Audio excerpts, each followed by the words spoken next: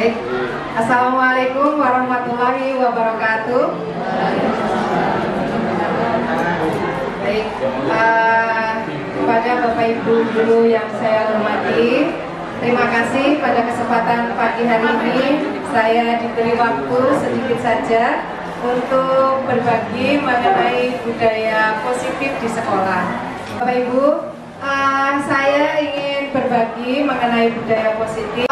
Ketika saya mengikuti guru penggerak Bapak Ibu dan mempelajari banyak hal di sini, saya kurang lebih 3 bulan itu mempelajari baru 1 modul, tapi dalam 1 modul itu ada 4 sub-bab di situ.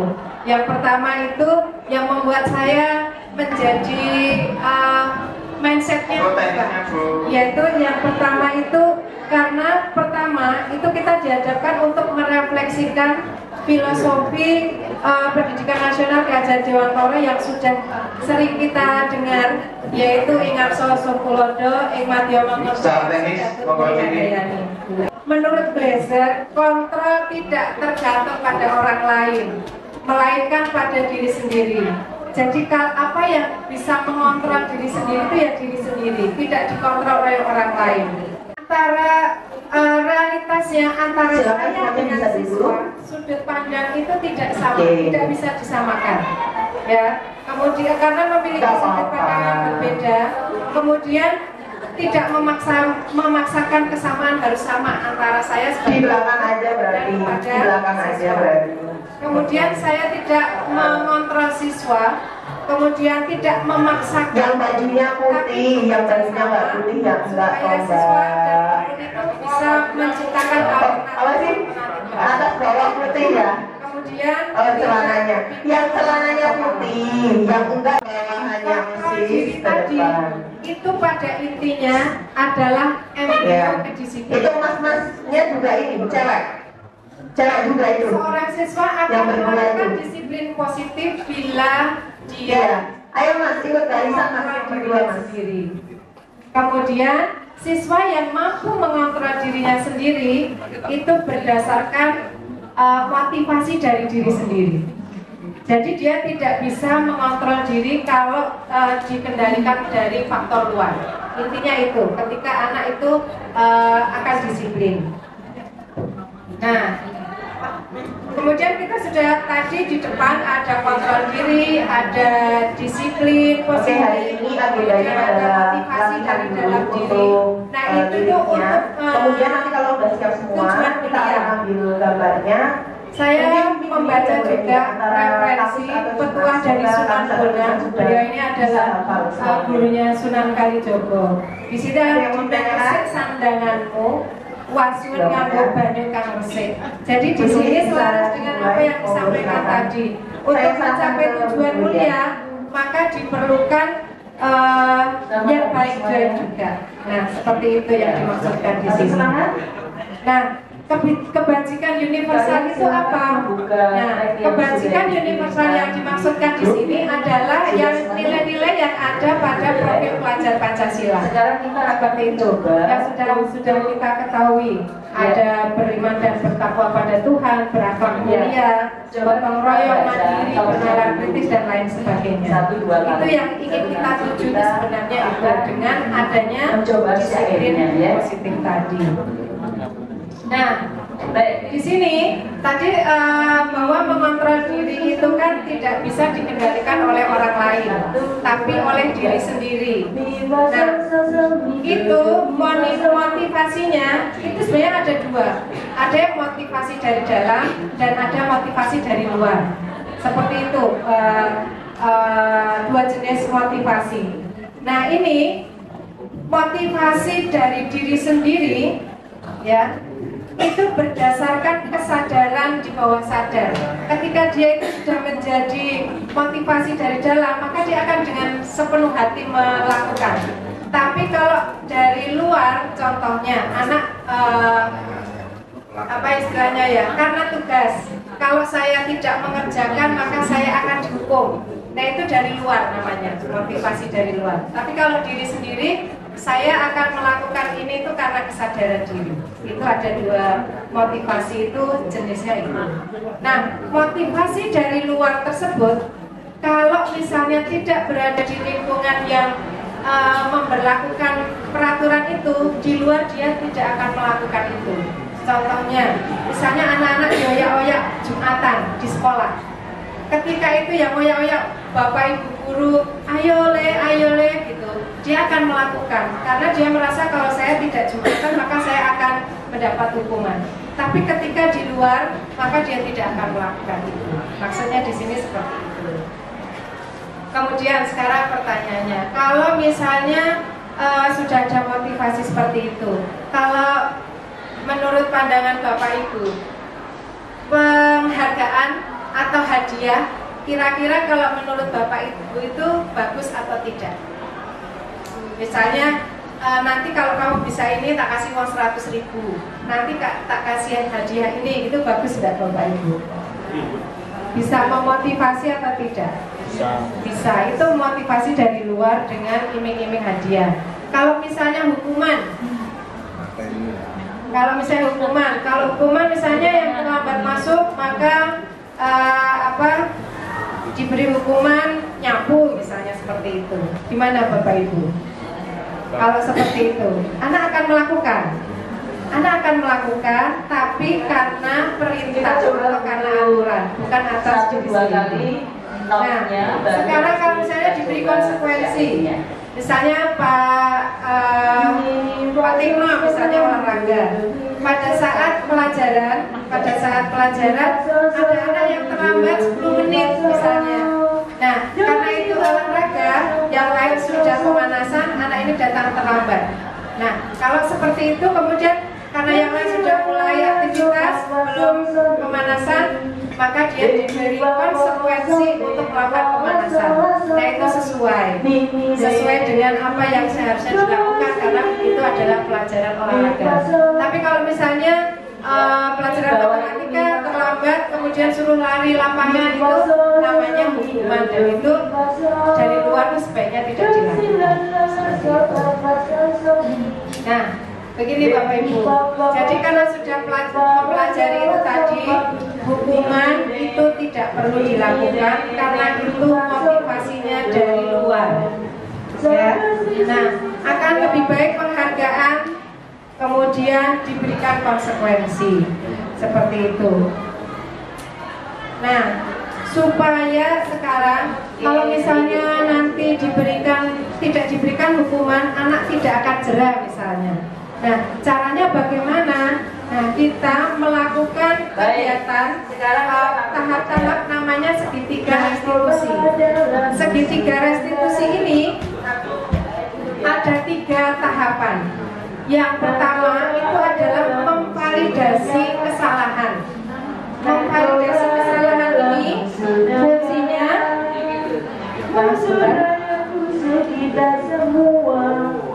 fungsinya adalah untuk benar kamu itu bersalah dan anak menyadari kesalahan itu.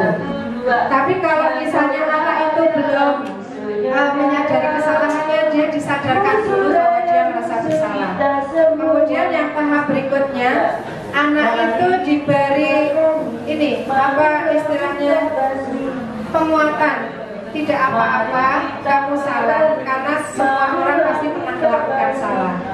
Kemudian yang tahap ketiga, baru disadarkan bagaimana mencari solusinya. Kemudian supaya anak itu tidak merasa terpuruk. Jadi dia itu tahap-tahapannya itu saya menyadari kesalahan itu, kemudian nanti saya akan melakukan perbaikannya seperti apa. Nah, seperti itu. Nah, ini nanti mungkin sharing saja. Saya sudah melakukan segitiga restitusi ini. Ketika anak membuat kesalahan itu, bagaimana cara penanganannya? Mungkin nanti Bapak Ibu bisa melihat, nanti bisa berdiskusi dengan kami, misalnya segitiga restitusi supaya anak menyadari kesalahannya dan lebih baik lagi itu seperti apa, nanti bisa dilihat di YouTube saya seperti ini. Nah, setelah itu ketika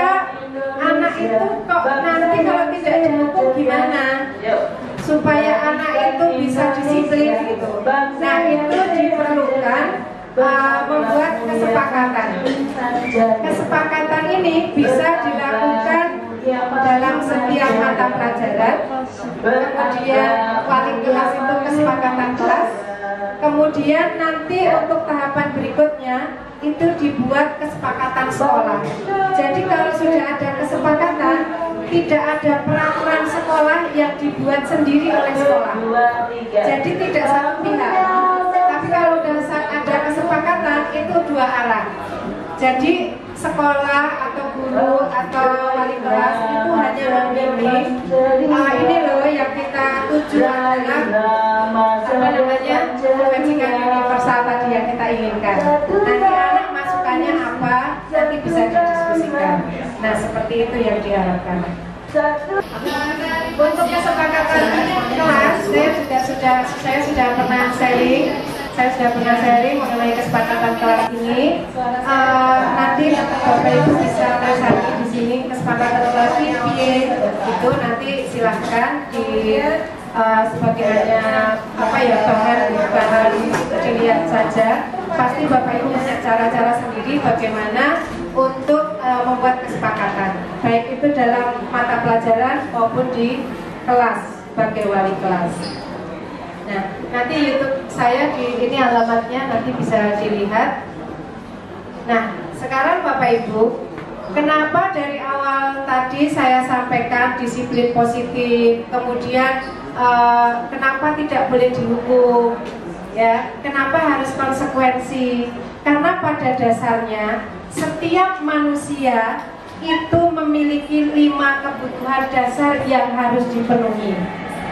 Kita sebagai manusia, kita sebagai guru itu juga sama. Salah satu contohnya yang mempertahankan hidup itu pasti, kemudian mendapatkan kasih sayang dan rasa diterima.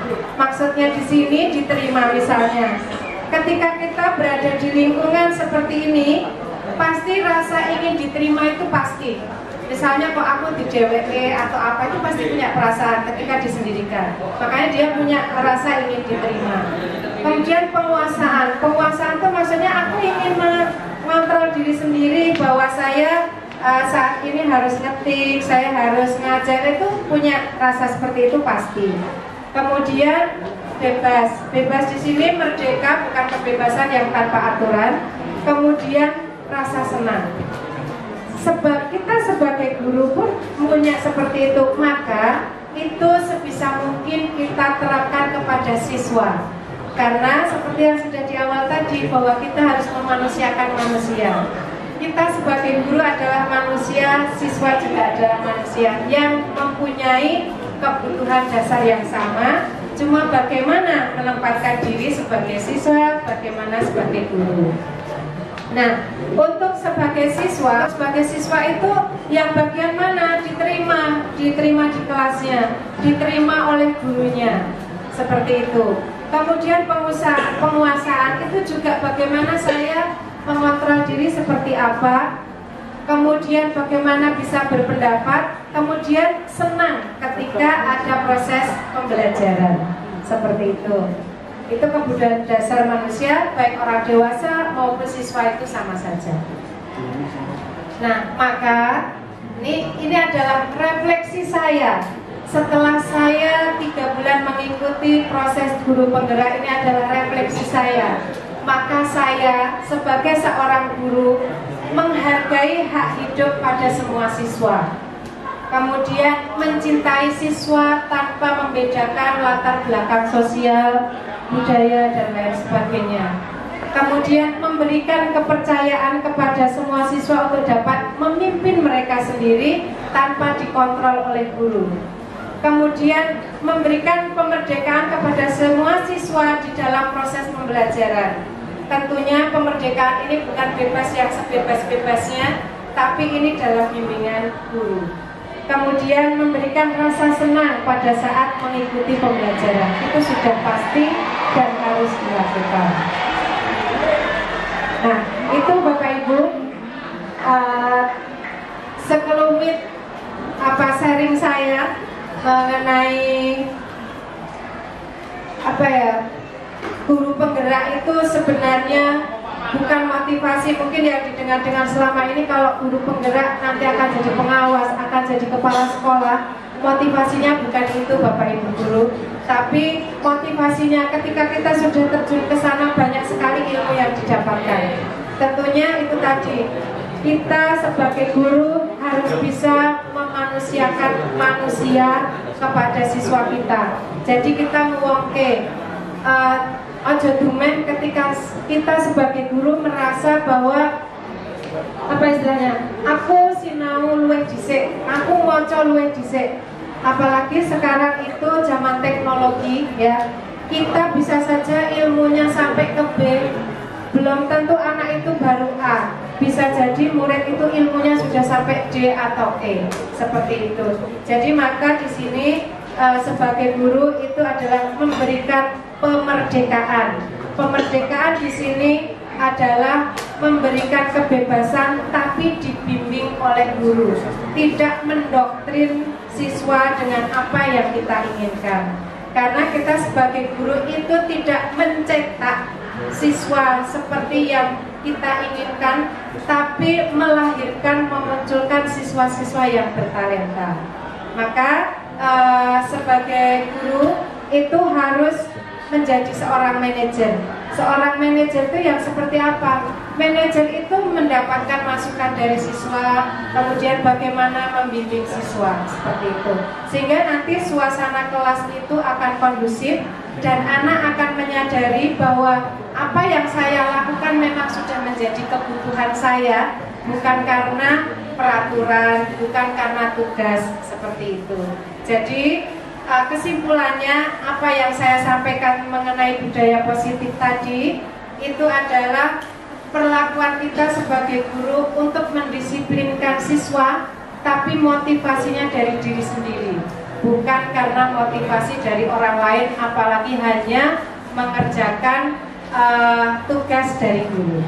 Demikian Bapak Ibu yang saya sampaikan, mungkin nanti ada yang mau didiskusikan atau ditanyakan. Sampaikan bahwa guru selain sebagai pendidik dan sebagai manajer juga. Nah, bagaimana caranya, langkah-langkahnya agar guru bisa menjadi manajer juga. Terima kasih. Baik, terima kasih. Jadi di sini guru itu menjadi manajer itu maksudnya begini Bapak Ibu. Kadang-kadang yang pertama itu adalah mengontrol. Mengontrol itu maksudnya memberikan hukuman tadi itu. Jadi yang kamu nggak mengerjakan maka ABCD. Kemudian ada yang lembut suaranya, ya lembut suaranya, tapi merasa anak itu merasa bersalah. Misalnya, mbok kowe iki ra mono tondo, kowe ra mesake po karo ibu. Kok aku dimarahi Bu Suci lho. Nah, itu tidak boleh Bapak Ibu. Jadi merasa anak itu berarti aku dengan ini aku salah banget ya. Nah, seperti itu. Kemudian ada yang tidak bersuara tapi language-nya itu menghukum. Contohnya hanya seperti ini. Nah, itu sudah menghukum, itu juga tidak boleh. Kemudian mengontrol, kowe telat to mau, kowe wingi telat to, kowe ngene to, kowe ngene to, itu juga nggak boleh. Nah, yang disarankan adalah sebagai manajer. Sebagai manajer itu tadi itu melakukan misalnya ada anak yang berbuat kesalahan, itu ditanya dulu, kamu melakukan ini kenapa? Pasti ada sebabnya. Nah, seperti itu. Kemudian kamu menyadari itu kesalahan. Betul, saya menyadari kesalahan. Setelah itu saya akan berbuat baik. Saya besok tidak akan seperti ini. Jadi seperti itu. Ketika membuat kesalahan seperti itu bisa diterapkan dalam pelajaran juga. Jadi manajer itu seperti itu, tidak menghakimi kepada siswanya. Demikian ya, demikian. Ya, mohon maaf, misal ya Bu Aten, kita sebagai manajer, terus kita tidak boleh menanyakan terhadap siswa tadi ya, seperti itu, tidak boleh menanyakan yang siswa kok tidak masuk kenapa, boleh menanyakan. Karena begini Bu Aten, mohon maaf, saya sering bertanya ke anak, semisal dia kemarin tidak masuk karena hari ini saya bertemu jamnya, saya menanyakan kenapa, saya tanya secara pribadi. Apakah seperti itu diperbolehkan atau tidak, atau itu termasuk hukuman? Maksudnya di sini kalau pemantau itu seperti satpam, itu yang tidak boleh. Maksudnya jadi ketika